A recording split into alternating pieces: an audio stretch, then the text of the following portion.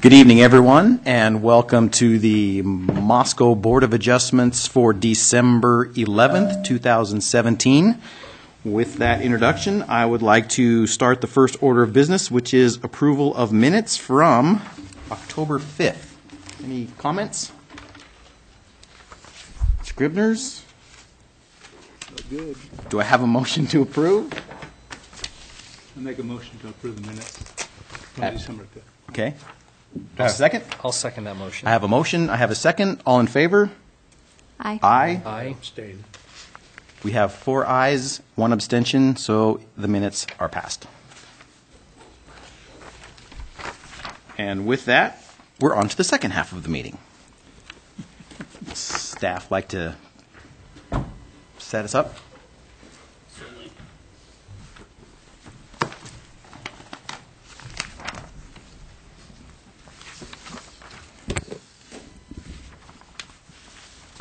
Evening, Commissioners, members of the public. I'm Ryan Cash with Community Development. I will be presenting this conditional use application. Just again, we have some public hearing procedures as directed by the board. So keep those in mind once we get to the meat and potatoes of our discussion.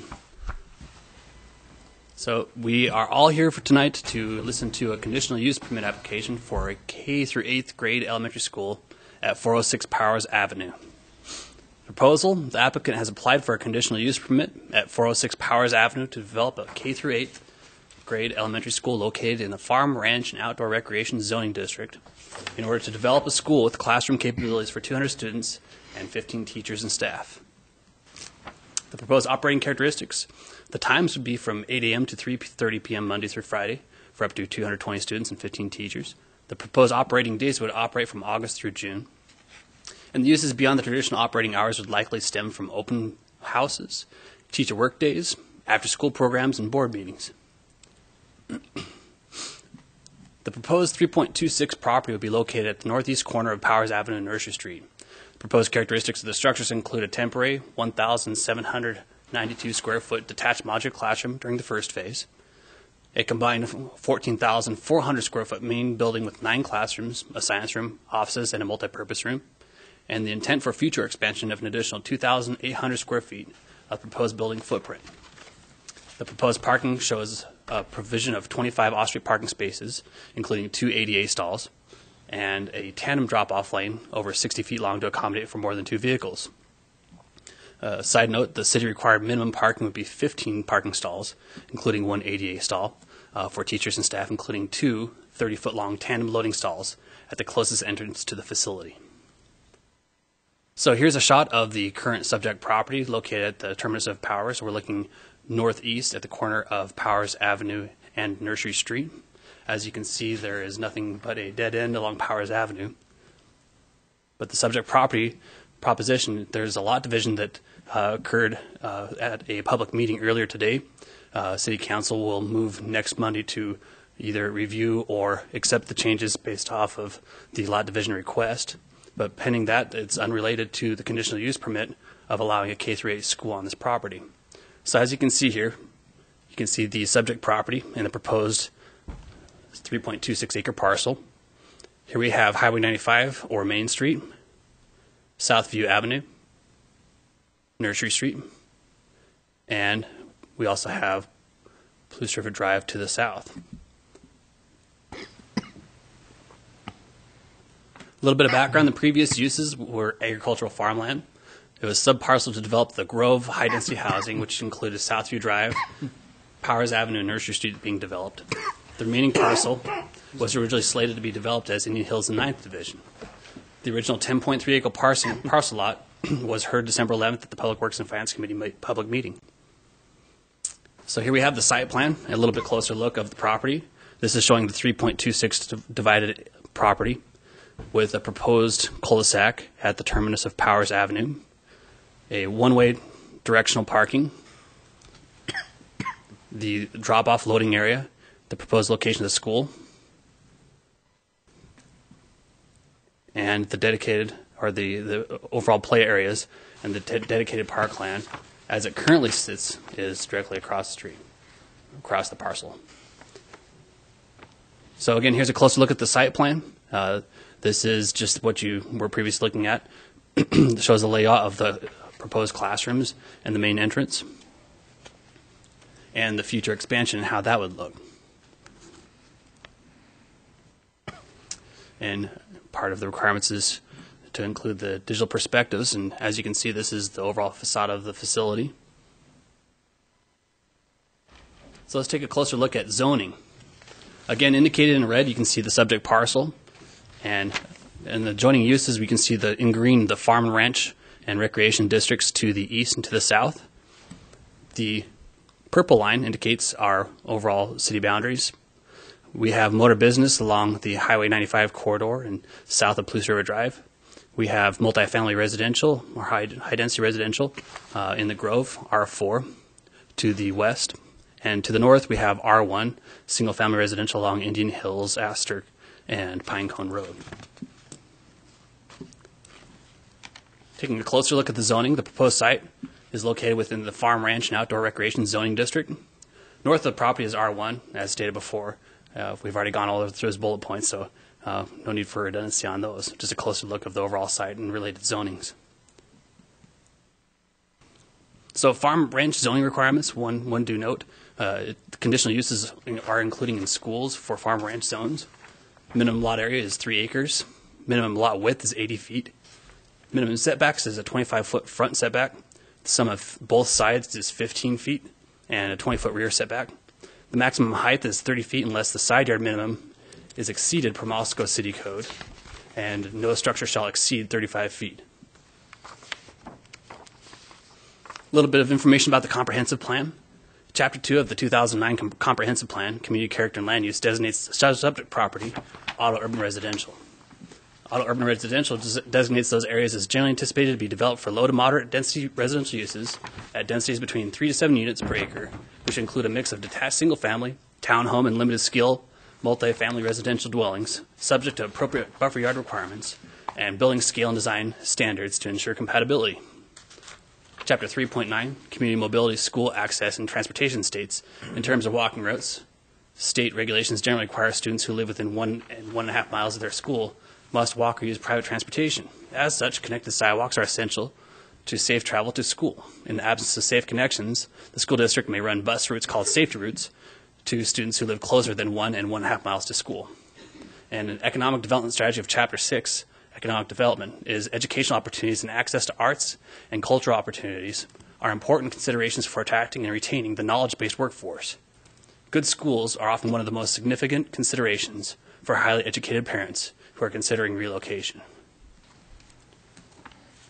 Taking a closer look at surrounding land uses, it's primarily single-family and apartment to the north and to the west.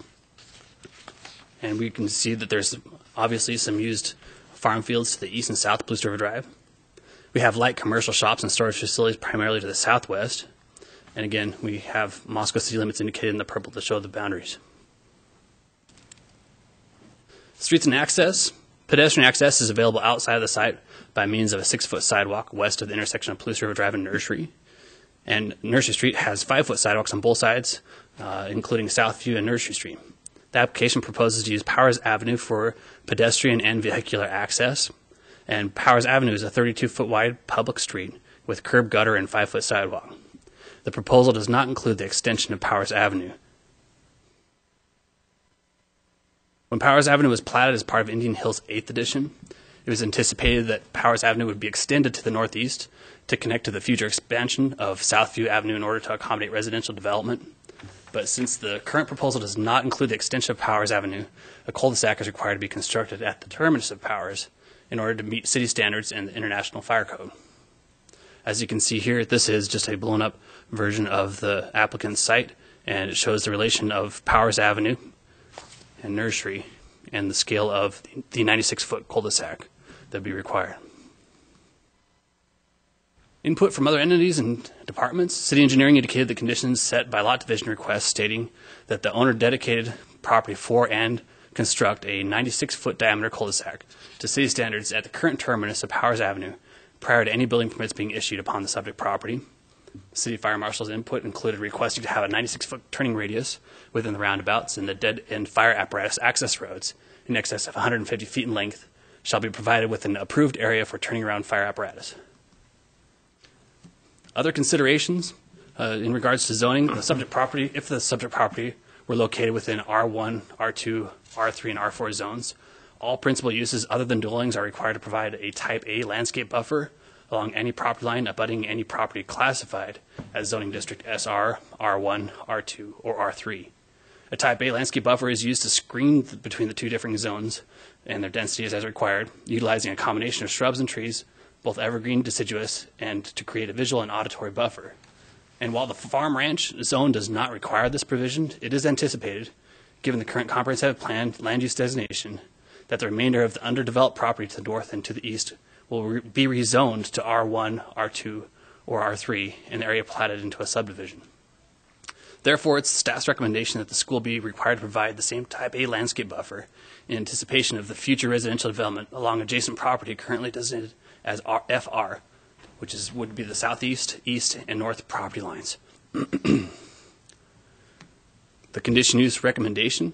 Staff recommends the approval of the 3.26 acre parcel of the public K-8 charter school located at 406 Powers within the city limits of Moscow with the following two conditions.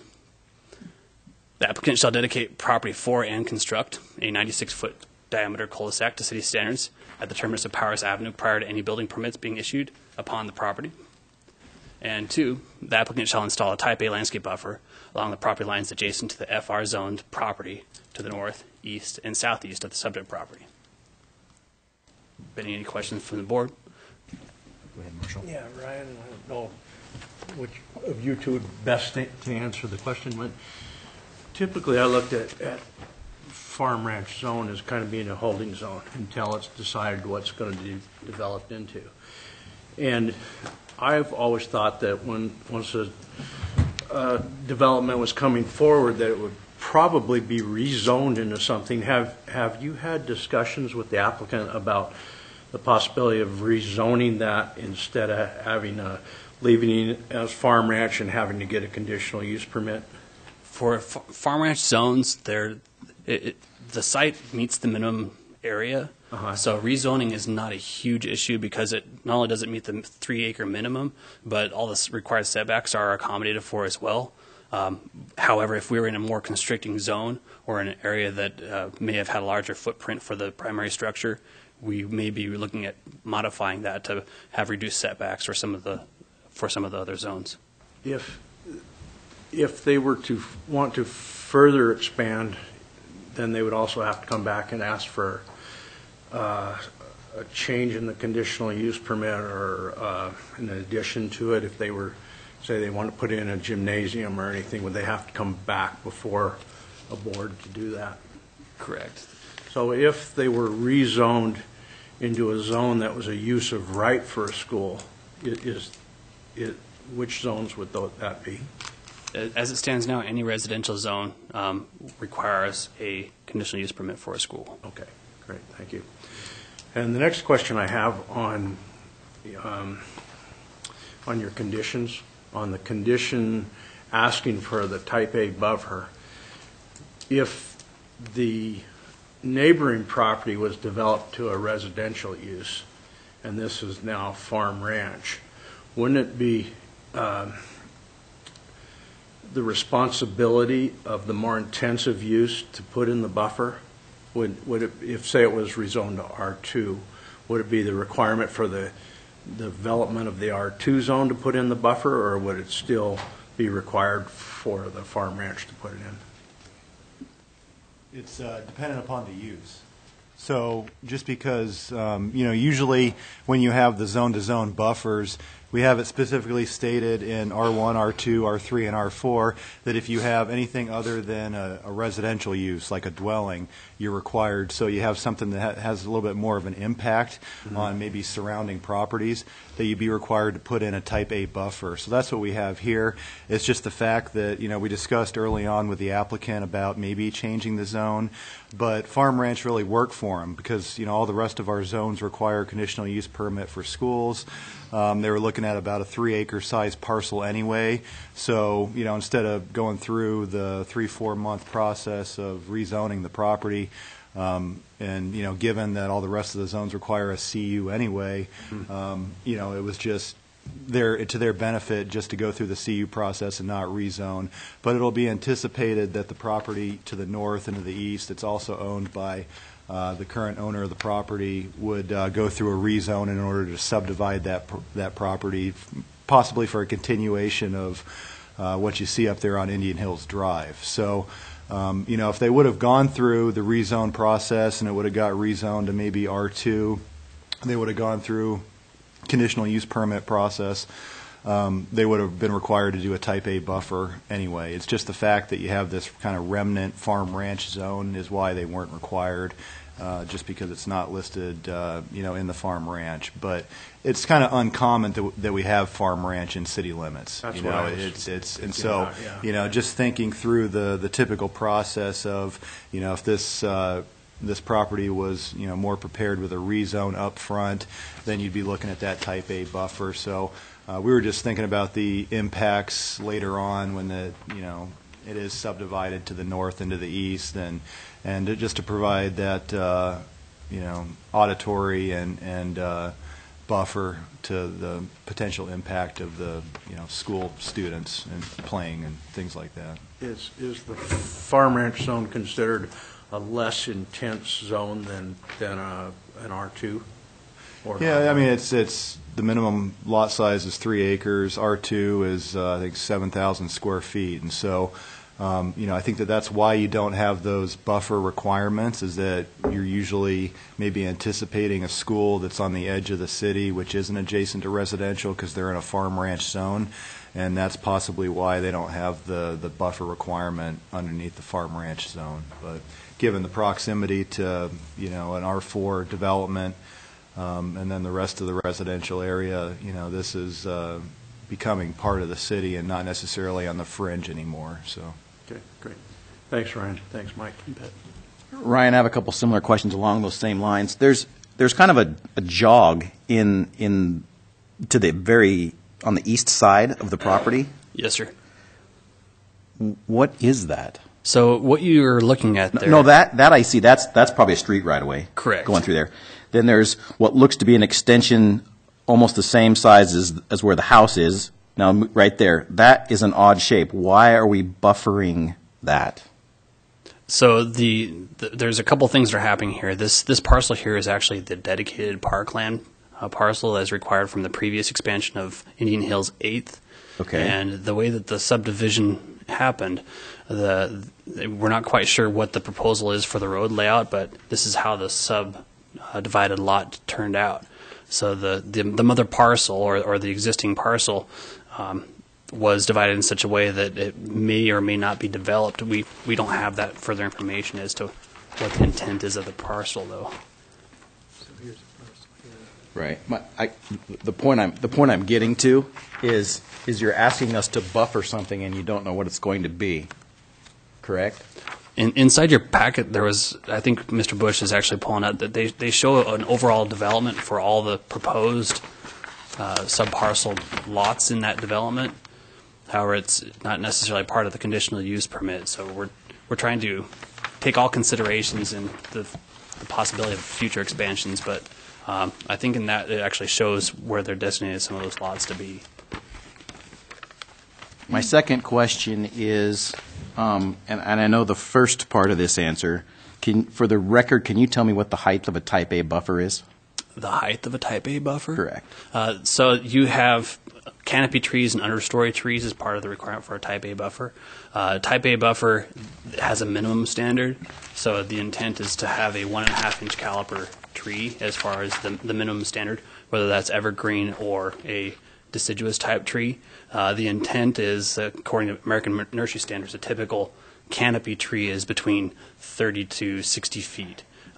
You have other utility type trees and so forth, but primarily that's the maximum size of a canopy tree. If that kind of gives you an idea of scale. It does. And the reason that I asked the question and wanted that as part of the record is the recommendation is that we put a landscape buffer on the north side, but if I'm not mistaken, and based on the contours, the grade goes uphill pretty steep. So at some point, unless a buffer is pretty tall, you're looking over the top of it anyway. I see. I can go over to that. Let me go over to the topography for you as well. So that's the existing topography that was shot, so it kind of gives you an idea of what's there now. It's a little hard to distinguish. I think your packets might have a clearer picture of where their intended rough grading. It's not a final plan, as this is part of essentially a preliminary application, but it gives you an idea of where all the high spots are and where the designated grading. I know they're going to be pushing a lot of earth as well, so I'm sure when we invite the applicant to come speak on their behalf, maybe they can have some more clarifying answers for you, Mr. Bozzoli. Okay. It's going down, also heading down this direction. Thanks. You're welcome. So I have one question.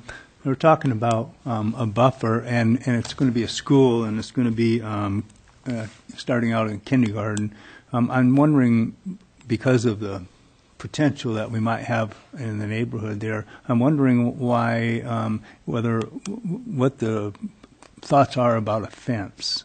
I know a lot of the schools around the playground have fences, and there is no plans for a fence here, and the land to the north is the playground, but that could be developed into homes up there, and there wouldn't be any essential fence there between the playground itself and the potential backyards of people's backyards. So fences are not required for schools per se, but more for along a daycare. It's ultimately up to the applicant if they want to include that for further safety in regards to, but you look at other schools in town, very few have elected to put fences. Some, I don't even know if there are any that were required to put in fences, but but there's McDonald's School has some on the back property along Mosier property. Yeah. Lena Whitmore has none except for the parcels on the back. There's very limited fencing in there. So unless I don't know if they'd be required. It certainly isn't a bad idea. Essentially looking at those grades, but perhaps Mr. Ray.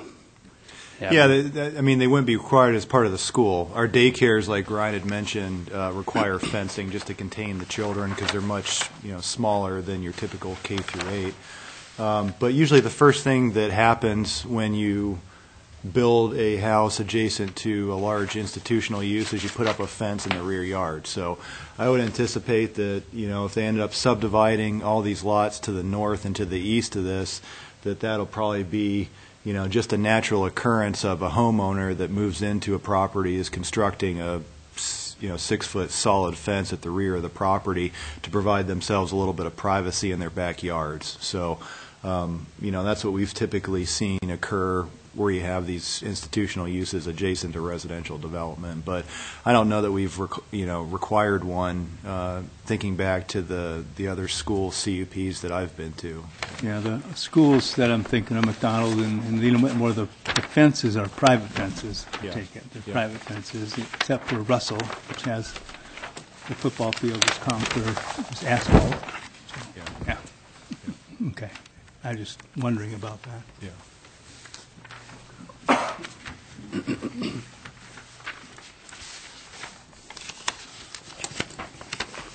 Any other questions for staff?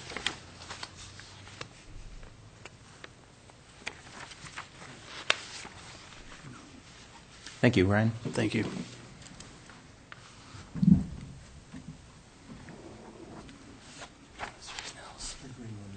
That one.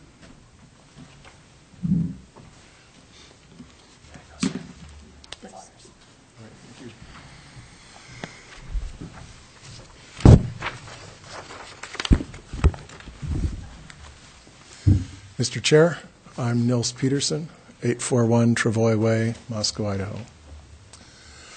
Here to speak on behalf of Palouse Prairie Charter School for their CUP application. If I may, sir, speak to the audience for just a moment. We have a number of younger members here, and I'd like to help contextualize for them what they're experiencing tonight. So, students and parents, I'm glad you're here. You may know in our school we do a process that we call passages. When you move from 5th grade to middle school and when you move from 8th grade to high school. And passages are a time when we stand up in front of an audience and share the evidence that we want to share to say that we are ready to move to the next stage. And tonight is sort of like a passage. Tonight, a team of adults has been working on an expedition, in your terms, to develop a permanent home for Palouse Prairie. And that expedition has gone in a variety of directions, and people have learned a variety of things. And tonight, I'm here to stand up for the team and share our passage information. And what we hope is that we will be approved to move to the next stage in this process. Tonight, you are going to see a rubric in action, not a very fancy one like the ones that you know. They're going to call them relevant criteria and standards, and I'll speak to them and try to argue why we have met all of their requirements. Okay? But I want you to think, oh, that's the rubric part. He's telling us why he did a good job, and why not me so much as a team. And so I'd like to just point out a key team member who's here. Lawrence Rose is an architect, and he is a key part of the design team. And then we also have engineers and subcontracting engineers that are working as part of this whole project. All right? So that's where we are. Thank you, Mr. Chair.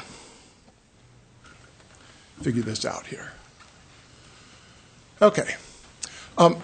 This is just a note for the members of the Board of Adjustment and perhaps those watching at home. In Idaho, charter schools are public schools. Sometimes we use language that sort of separates between the two. But we have charter schools in Idaho and we have district schools. They are both public schools. They provide free admission to any Idaho student. A number of things are the same. State funding on a per pupil formula, testing and standards, teacher certification, they're non-religious.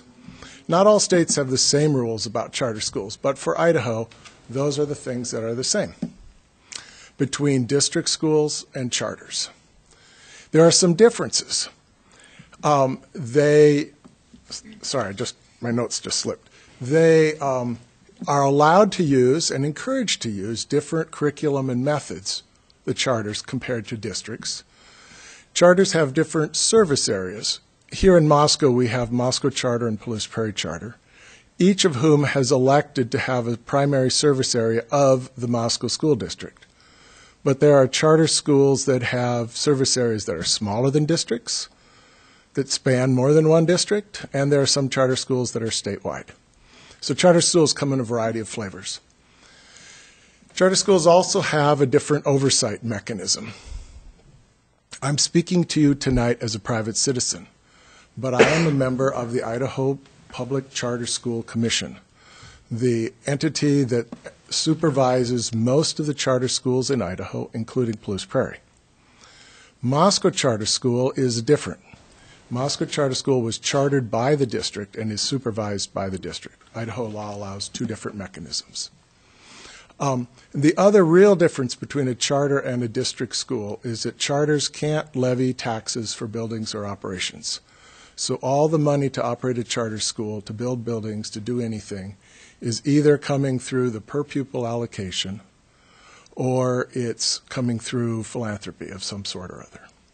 And there is no bond for buildings possible, which means that a charter school operates on a much, much tighter budget, much less per pupil than Moscow District does.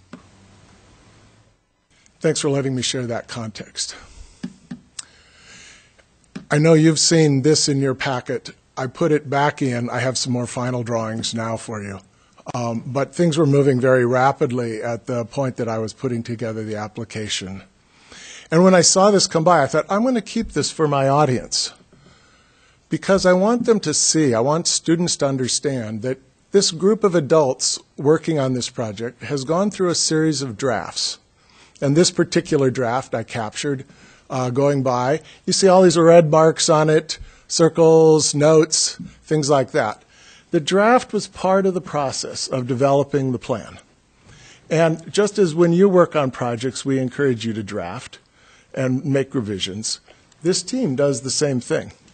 The other thing I want to point out to you about it is the craftsmanship. The person who made this draft knew it would be thrown away. But nonetheless, they made it very neatly and clearly and wrote on it in a handsome handwriting. So craftsmanship is important throughout the process. Ryan has already talked about the appearance concept. Some single-gabled structure with some entry portico. The colors were chosen by an artist somewhere along the way. I have no idea what the ultimate colors will be, but it will be a very simple structure, as you can see here. Phase one, as Ryan mentioned, there's one portable building. It turns out that the math of the capital expenditures, it was cheaper for the school to decide to build less building and rent some, cheaper in the near term than it was to build more building. And so after many wranglings, they came to the idea of having the portables for a little while as a starter place. And then, as you see, building out, adding a bit more multi-purpose room, a kitchen facility is dreamed about, having some classrooms that can be dedicated to specific subjects. We hope to open with a science classroom, but it'd be nice to have some additional elbow room, especially in the middle school over on the yellow on the left.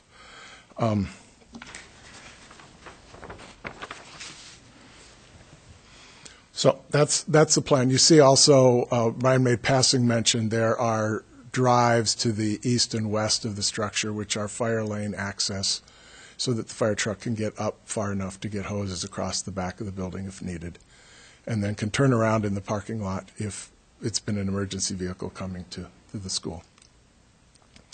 I want to talk a little bit about what I understand the transportation plan to be.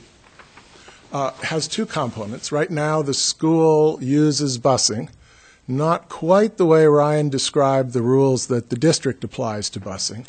The school contracts with the district to bus students from the middle school, which is the school district's transfer point, over to, right now, to the current location over on Levick Street. And the busing activity has outgrown the one bus. It got to be one very crowded bus, and the district switched to two less crowded buses.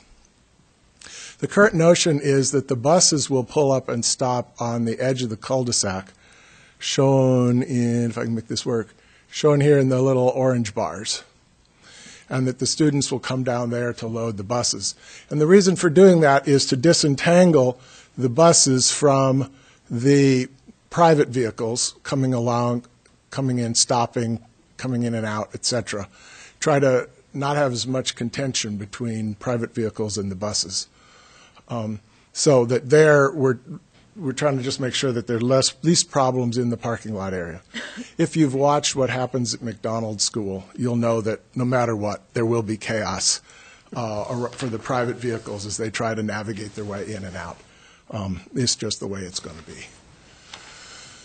Ooh, this came out a little pale, but thinking about the transportation plan more broadly, here's the school with the two loops, the bus in the orange and the private vehicles in the green.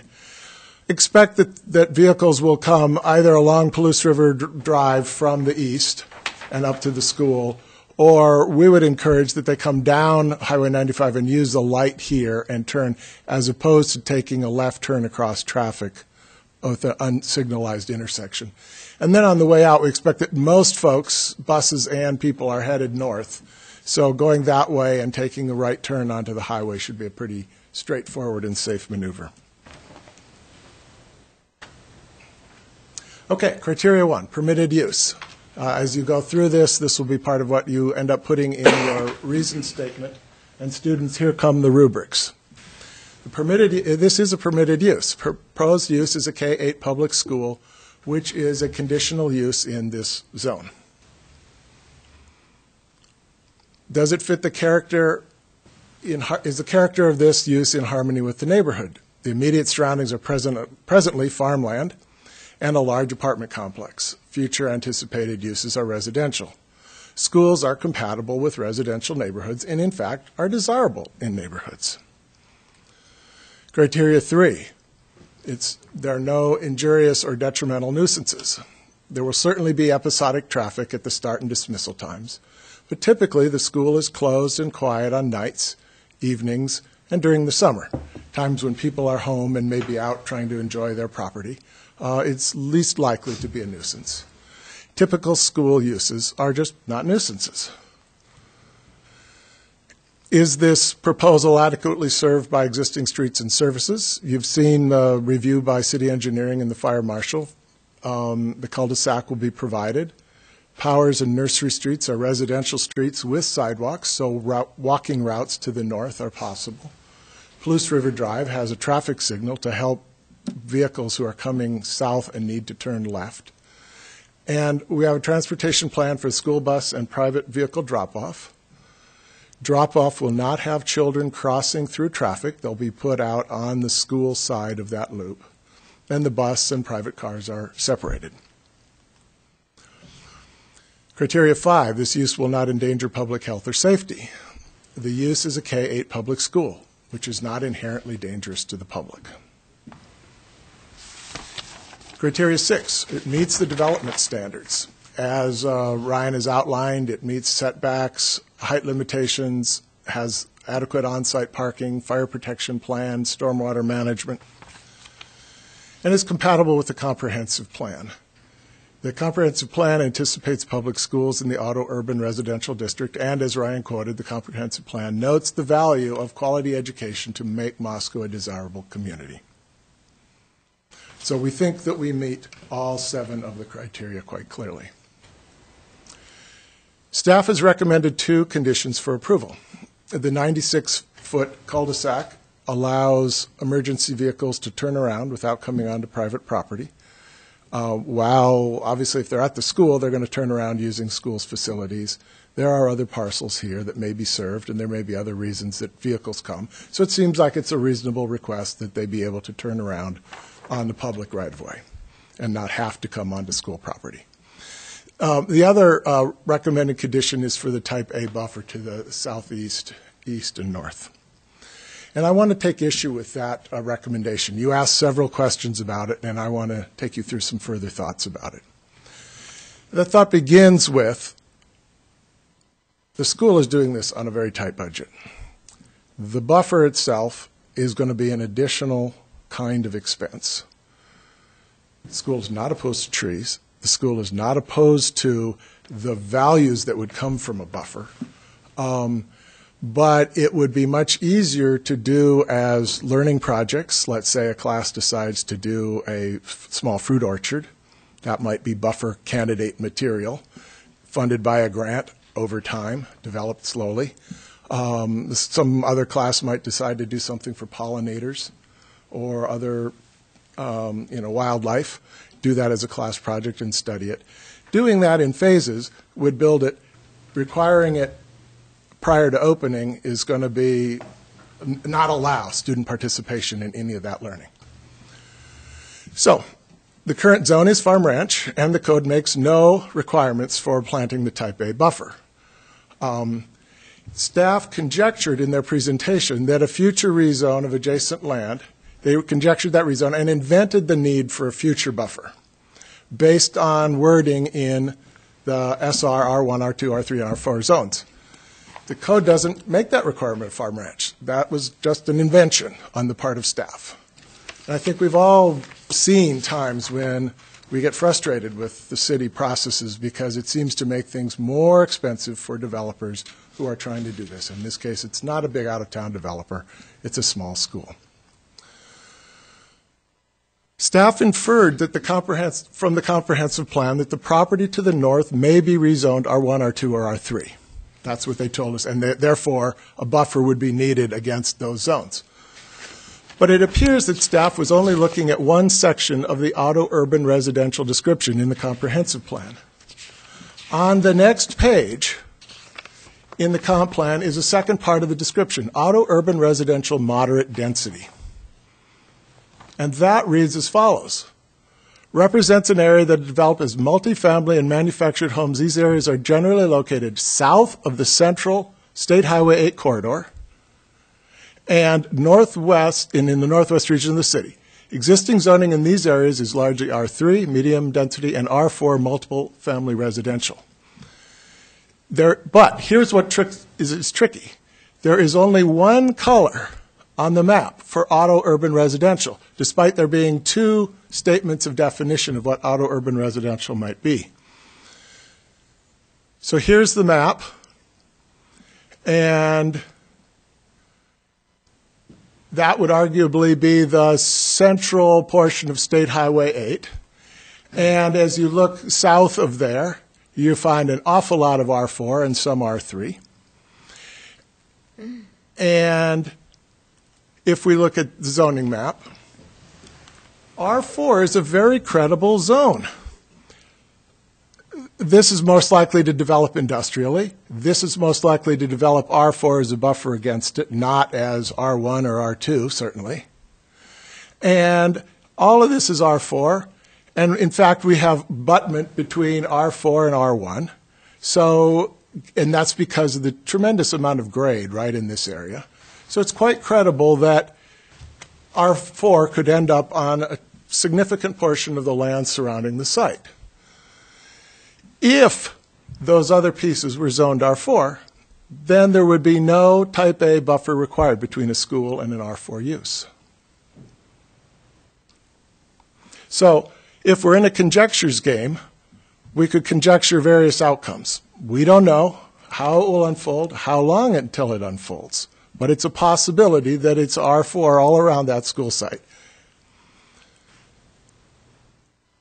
Here's another story.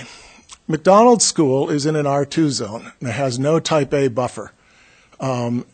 Particularly out here in the distance, it's hard to see, but those are just private fences, and you're pretty clear that you're not seeing a tree line between here and those houses back there.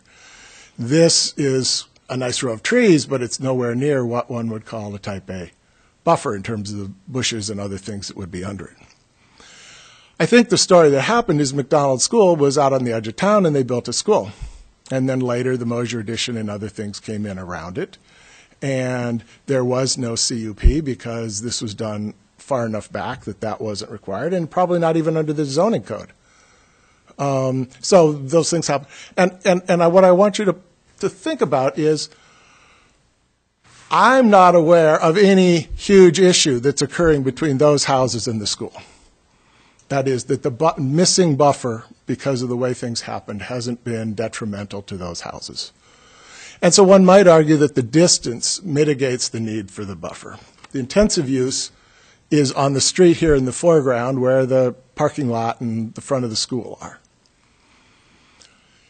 A further example, Hamilton Aquatic Center and the Herc are in an ag forest zone. This is, Marshall, you pointed to having these little islands. This is an island of ag forest that's there where those two facilities are located.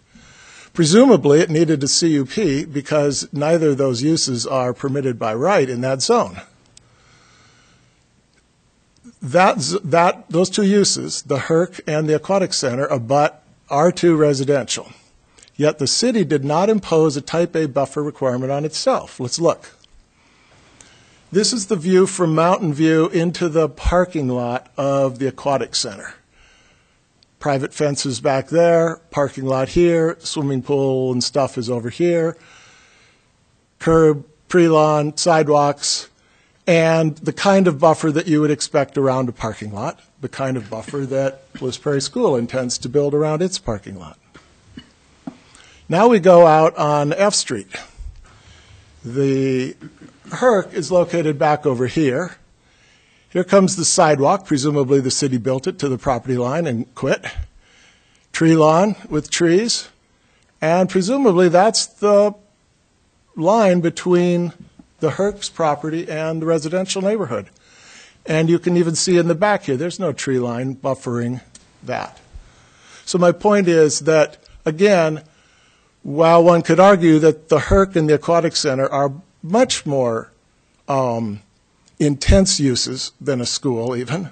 They're there in the summer, they're there in the evenings, they're there on weekends, it's outdoors and noisy. Doesn't seem to be a huge problem to not have that buffer, and the city did not impose that buffer on itself. So in summary, Type A buffer is not required in the farm ranch zone. Future zoning in the area could credibly be R4, which would negate staff's argument that buffering was needed. McDonald's School does not seem to cause a problem without a Type A buffer, and the city didn't impose a buffer requirement on itself at the HERC. So, with that, thank you for your attention, and I would request approval of the CUP with only the condition for the 96-foot cul-de-sac.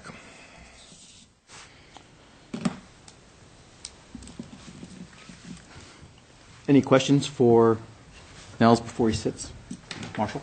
Yeah, Nels, you made a comment about the phases of the project, and I'm not sure I heard you correctly. Did you say the first phase was just going to be some modular classrooms? We'll go back here. The first phase has stick-built architecture building here, so a real property here, okay. And then 2 classrooms in a modular unit here. Okay. And then in the master plan, those 2, lost my button, those 2 which were sitting somewhere here go away to be replaced by a better middle school set of classrooms. Okay, great. Thanks for clarifying that. Any other questions? I have a question. It's more of a discussion, and I actually want to ask, I don't normally do this, I want to ask you now so we can have a conversation about it before you sit and I close the public hearing and then I can't get a response from you. But you're well-versed with how city processes work, and based on my questions earlier, I tend to agree with you that the north and east sides don't need a landscape buffer. But my question to you that I'd like to have a little dialogue with you, and existing conditions throughout the city we can't use as examples for exemptions or for approval. But what we do know is that you're planning a parking lot on the backside of one of those lots, which already begins to show some landscape. Would you be opposed to providing a Type A buffer between your planned parking and the adjacent lot? Let me ask staff a question. Fair enough. The question is, what's the difference between the kind of parking lot plantings and a Type A buffer?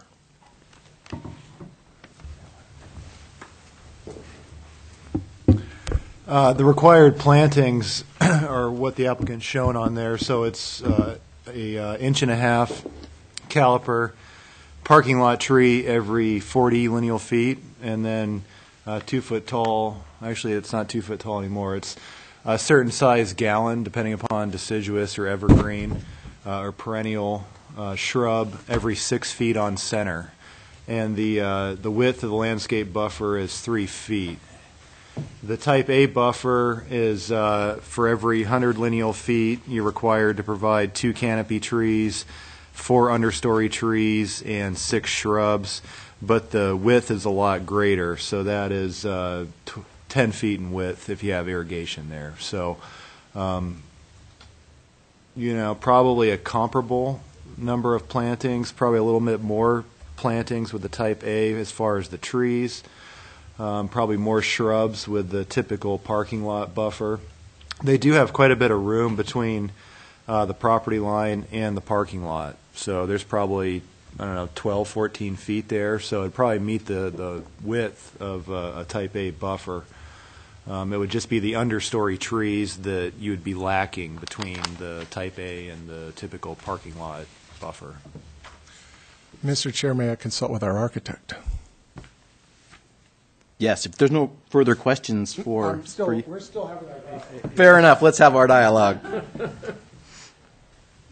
While he's having a dialogue, can I ask Mike or Ryan, a question. What would be the point of a Type A buffer between the parking lot and Palouse River Drive? There's actually a separate property directly to the south of that.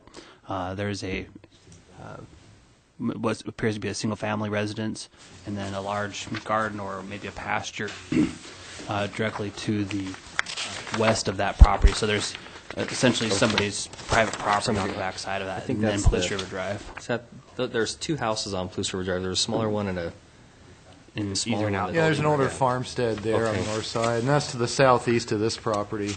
To I the think- south of Powers is an R4 undeveloped lot, Okay. so that could potentially become some type of apartment development. to get back to mine. I think that's, for some reason I thought this was right on.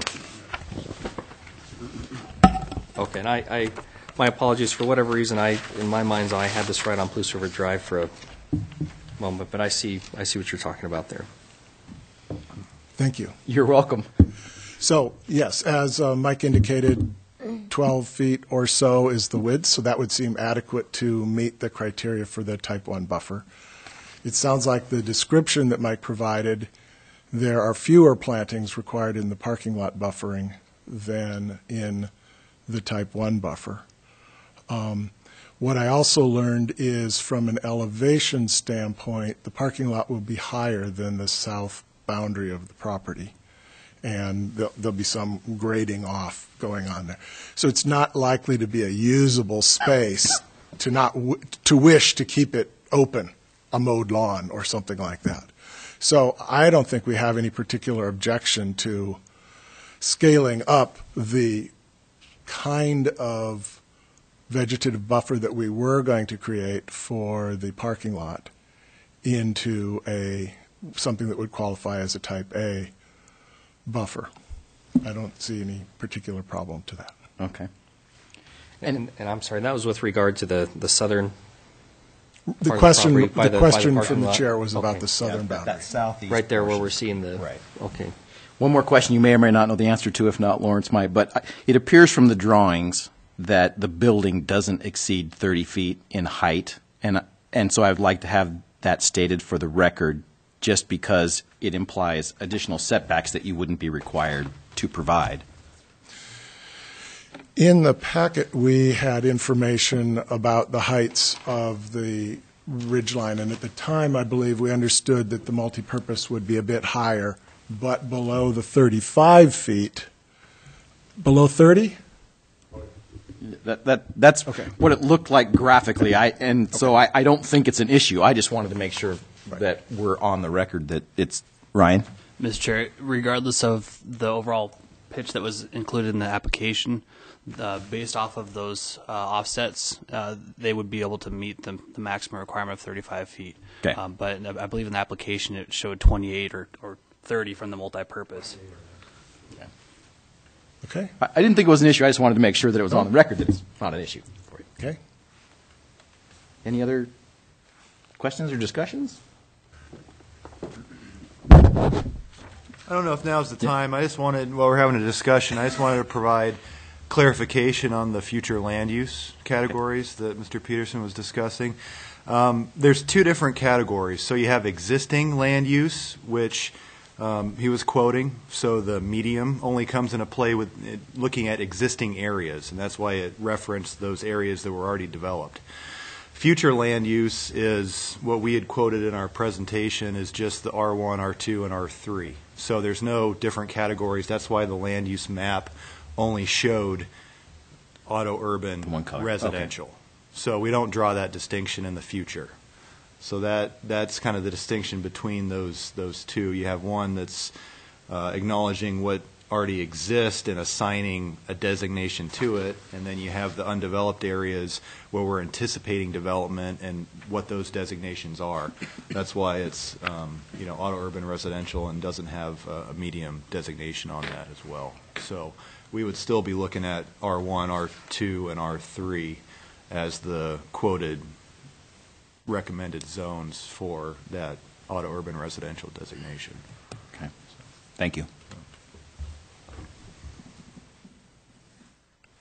And thank you. I think we're good to go. With that, I'd like to open it up for anyone who would like to speak in favor of this application. Mr. Chair, if it would please you, if there are children who wish to speak, I've asked staff to turn their microphone and we'd put a chair, because some of the children may not show behind this podium. I think that's what we did the last time, and that's a very good idea because we need to be able to hear their voice on the recording.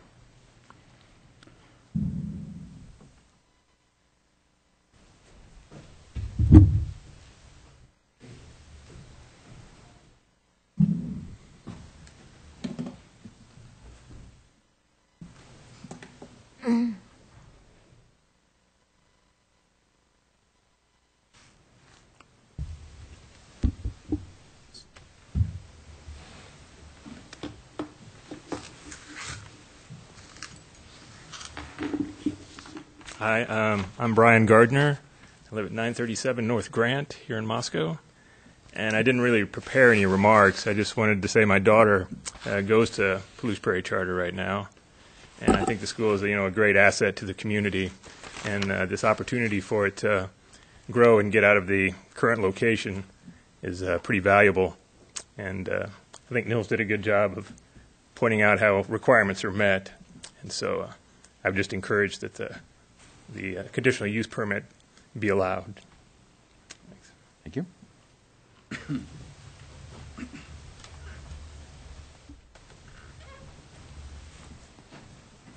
Justin Rasmussen, 1435 Bora Avenue. I just want to speak in favor of the conditional use permit. Having worked with the school as their real estate agent for a number of years trying to help them find a location, I can tell you that it was a really exhaustive process to try and find something that would meet all of the school's requirements and be a good long-term fit for them to grow into. And I really feel like this site is that site, and we just encourage you to pass the CP. Thank you.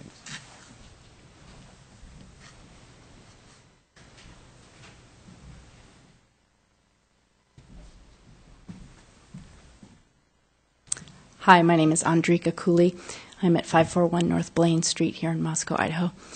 And I'm a staff member at Palouse Prairie. I'm one of the middle school teachers, and I'm also a parent. I have 2 kids, one who's graduated from the school, one who's currently there. And, of course, I would highly recommend passage of their, hope that you will approve the CUP. And then I'd like to build briefly on Nils Peterson's objection to the A1 buffer, which I hadn't given any thought to. And I guess I wanted to say that he did mention that the school isn't opposed to beautiful landscaping, and that there is great truth in this ability of students to be part of the process for future planning of landscape. The school's very interested in having things like a garden and fruit trees and having like a small orchard. And so I think, at least when it comes to the back part of the property, to maximize flexibility means that it really does provide learning opportunities for the students in the school, and kind of it allows for the ability for the school and for students at the school to sort of have greater ownership in the property. Thank you. Thank you.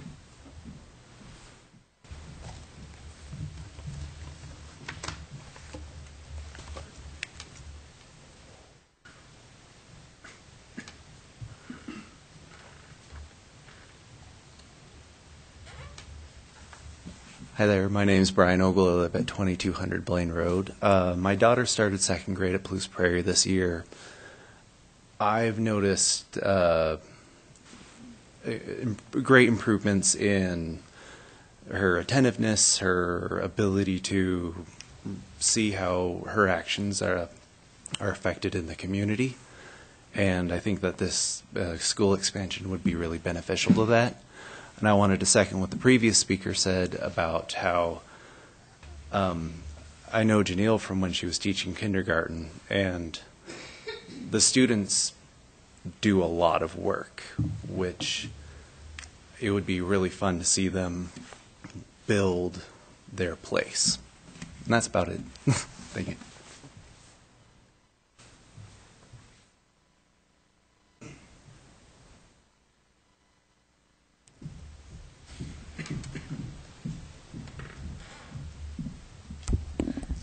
Janelle Brannon, 607 South Hayes. I'm currently the director at Blues Prairie Charter School. I've been one of the founding members when it first opened. And I think what also needs to be highlighted is the incredible opportunity to move out of our current space into a space that has green places, not leaky roofs, and that is properly heated. We have been in an less than ideal situation, and I think this would provide us an opportunity to really benefit the students in the way that is definitely needed. And I also want to state that we are a school that really focuses on character development and being welcoming and providing service to our community. And I would think that in that location we would be good neighbors and serve that community as well as our local and global community. Thank you.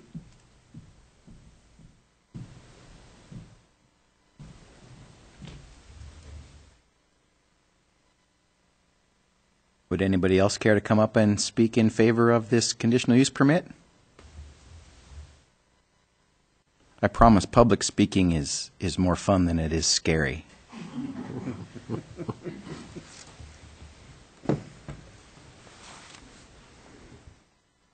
Okay, with that, is there anyone who would like to come up and speak against this conditional use permit?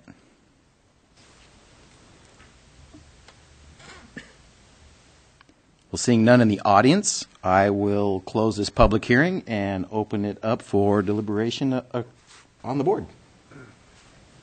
Yes. Well, I think this is a terrific location for the school, much better than where they are now. And I think that the conditions that the city put on there, I think the cul-de-sac is very important as far as safety and fire and things like that. And as far as the landscape buffer there, as you know, Nels, financial constraints is not something this board looks at. We should not consider that.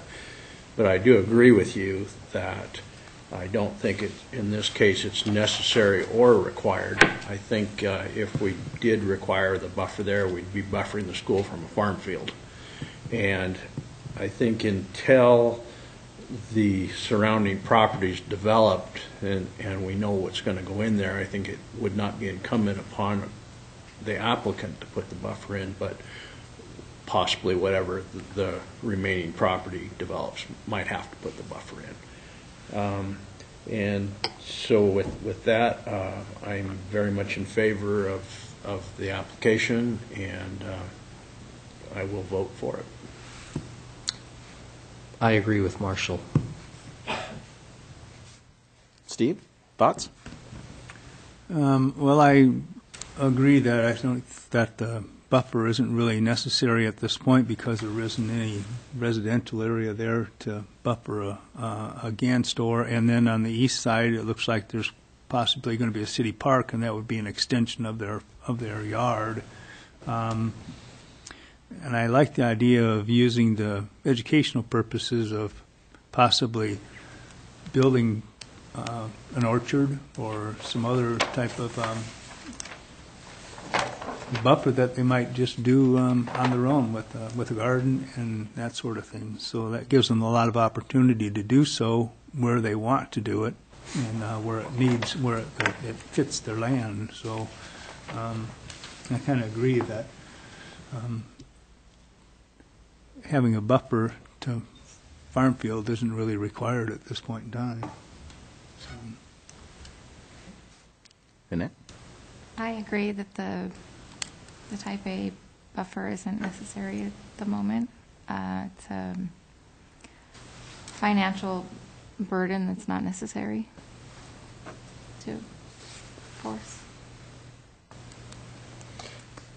I know, as you pointed out, we can't base decisions based on financial, but it's more than just an upfront cost. It's actually a maintenance, an ongoing maintenance issue too. But again, that's not a part of what we're supposed to base this on. But based on the topography and further information we've got, putting it on the north side, I think the grades go uphill, so someone can see potentially over it. To the south side, the grades go downhill, so you'd be looking up and missing the school anyway, so the grade almost becomes the buffer. And to the east, if that is park, then that's a landscape buffer, in my opinion. So I'm in agreement with what everyone here has said. I think the safety of the 96-foot cul-de-sac is appropriate for fire purposes. Would anybody care to make further discussions, or do I hear a motion? Marshall? I'd move approval of the conditional use permit with the single condition that the 96-foot diameter cul-de-sac be constructed. I have a motion. Do I hear a second? Second. I have a motion. I have a second. All in favor? Aye. Aye. Aye. Aye. Aye. It is unanimous. With that said, before we have any further discussion, we typically, in recent past, have been diverting relevant criteria to staff to create, and then we come back at a later date and approve that. I am not very available in the next 3 weeks going into Christmas, and New Year's, so I would like to see the board deal with that this evening, if we think we can do that, so that we can just do this and be done, and not have to come back. I know that's the way we always used to do it. And Mike, were there legal ramifications why we needed to change from doing that?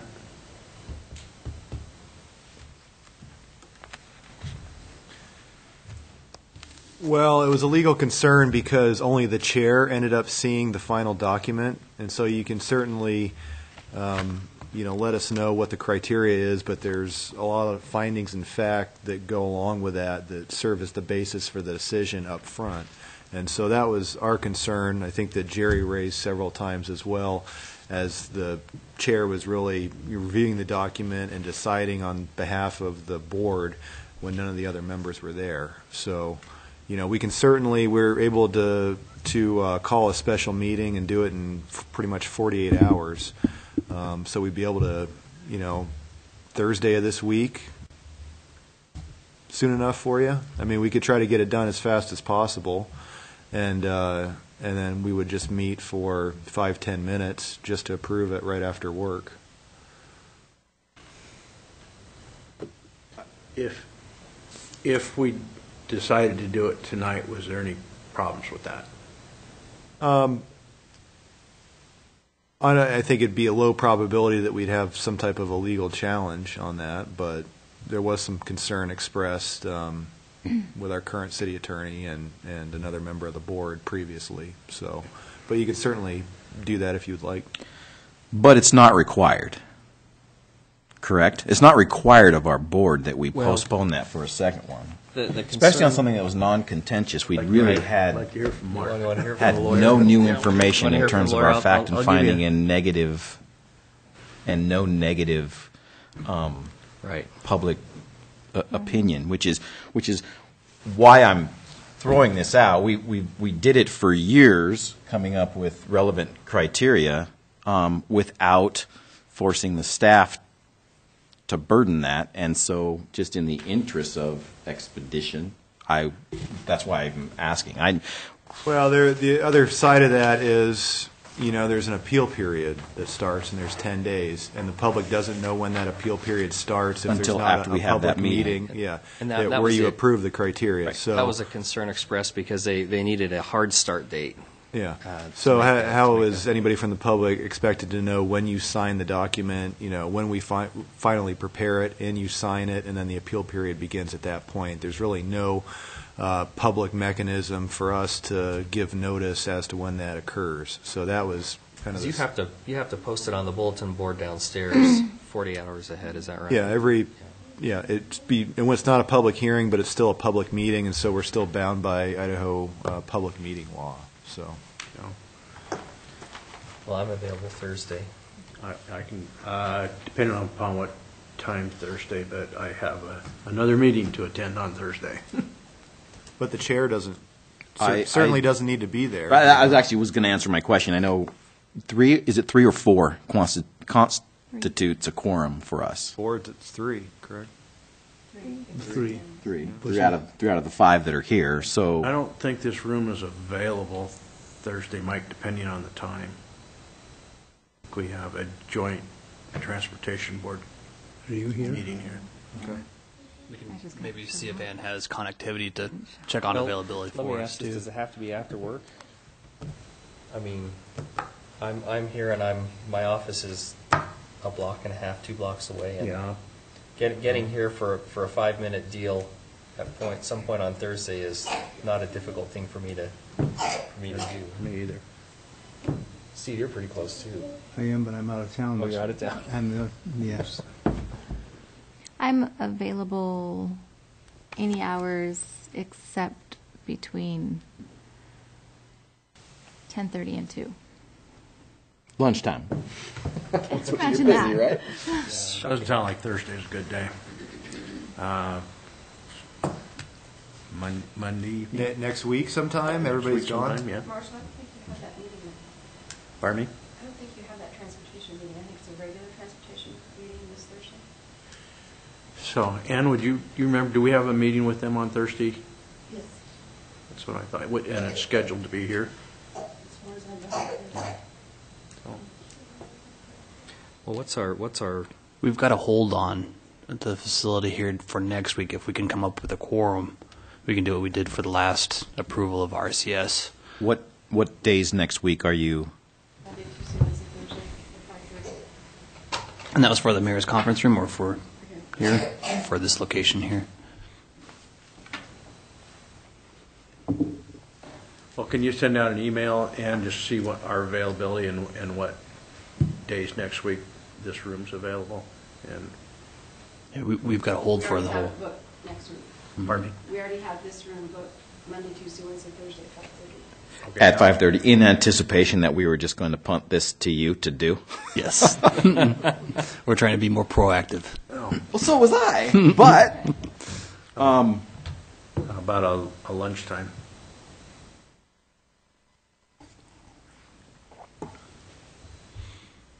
The only lunchtime that doesn't work for me is the 19th, Tuesday. Otherwise, I'm here. hoping well, to we're get lots of debating input. times for a meeting. I guess what I want to do first is, do I have a motion and a second to defer relevant criteria to staff, or are we going to do it ourselves tonight?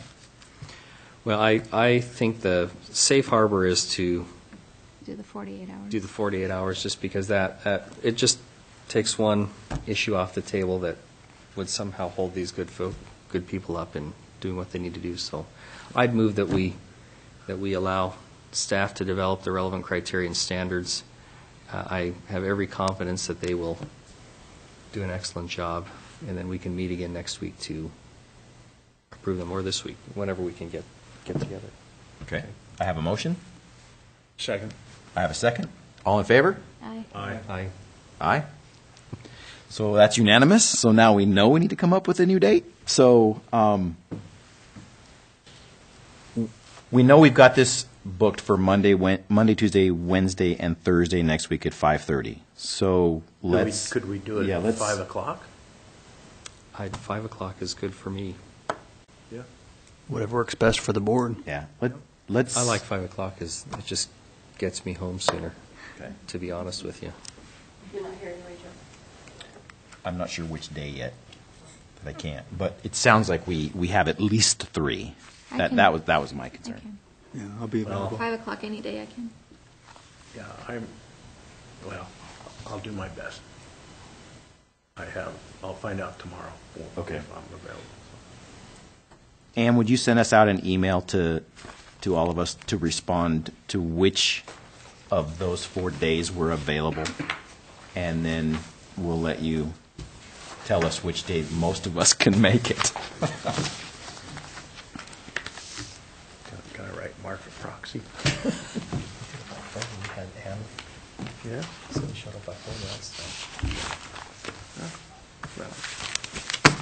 All right. Is there any other board communication for us this evening? Not this time. And just be on the lookout on your emails. At some point, we're trying to come up with a designated bi-week or a bi-monthly window for a board, just so everybody's can keep track whatever works best for the availability of the board. So we're still trying to hash out which days and which weeks that would be, but we're just trying to, because of all the commissions that we sit on, we're trying to find a way to streamline the process so the board knows that whether it's on the second Wednesday or Thursday of the month and then the third or fourth Wednesday or Thursday of the month. We're just trying to find out the process for windows of opportunity, so you'll be seeing that in your email box probably sometime at some point this week once we figure out what availabilities we have for staff. So Okay. beyond that, that's all I have for the board. Okay. Thanks, Ray. All right. With that, do I hear a motion to close? So moved. I'll second that too. There we go. All in favor? Aye. Aye. We are done. Thank you all.